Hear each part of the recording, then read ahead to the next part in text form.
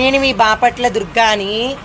ఈ బామ్మగారు అయితే పాప ఆకలితో నా దగ్గరకు వచ్చారు. చూడగలని చాలా బాధ వేసింది నాకైతే. ఈమెది బాపట్లలో ఎక్కడంటే చీరాల అయితే వచ్చింది ఈబరిపాలెం దగ్గరికి. రూట్ తెలియలేదు. వాళ్ళ రిలేటివ్స్ దగ్గరికి ఎవరి దగ్గరకో వస్తే వెళ్ళిపో అని అన్నారంట సొంత కొడుకులు. చూడండి, అవునా కదమ్మా? ఆ డబ్బులు అడుగుతుంటే అట్ట చూపిస్తున్నాడంట. ఆకలి అవుతుందమ్మా అని అంట నా దగ్గరకు వచ్చింది. నాకే చాలా బాధ వేసింది. నీకు భోజనం పెట్టి నీ ఇంటి దగ్గర నేను వదిలేస్తా, సరేనమ్మా? నాకే ఏడుపు వచ్చింది అండి. మిమ్మల్ని 10 నెలలు మోసి కని పెంచి చేసినందుకు ఏడమాక మా అమ్మ, ఏడమాక. నేను మీలాంటి వాళ్ళకి మేము ఉన్నామమ్మా. 10 నెలలు మోసి కని పెంచేసారు కదా, అలా చేయమాకండి. మనకి తల్లిదండ్రుల తర్వాత ఎవరైనా కూడా అది గుర్తుంచుకోండి. చాలా ఏడుస్తుంది అయితే మా ఏడవద్దు, ఓకేనా? మేము ఉన్నాం నీకు. బాయ్.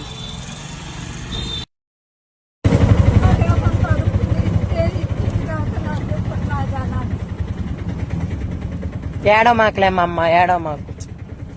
10 నెలలు మోసి కన్నందుకు ఆమె అదే నా ఫలితం చేసేది. వాళ్ళ ఊర్లో దించొస్తానికి వెళ్తున్నాను గాయస్. నేనైతే చాలా బాధపడుతుంది ఆ మా అమ్మగారు. చూడంగానే నా గుండె అయితే తరుక్కుపోయింది.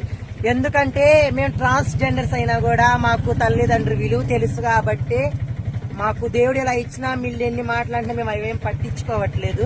కానీ మాకు అమ్మ నాన్న విలువ తెలుసు. బట్ మీరు అలా చేయొద్దు. వాళ్ళు మనకి జీవితాన్ని ఇచ్చారు, మనం ఇలా తిరుగుతున్నామంటే వాళ్ళు 10 నెలలు మోసి కానీ పెంచి చెల్లి చేసినందుకు మీరు అలా ఎప్పటికీ చేయమాకండి. మనకి తల్లిదండ్రుల తర్వాతే మనకి ఎవరైనా కూడా. సర్లేమ్మా, ఇవన్నీ పట్టించుకోమాకు. చూసారు కదా గైస్, మా అమ్మగారు ఎంత బాధపడుతున్నారు. సో మీ అందరికి నేను ఒకటే చెప్తున్నా, మీరు తల్లిదండ్రుల్ని బాగా చూసుకోండి ఫస్ట్. ఆ తర్వాత ఏదైనా మనకి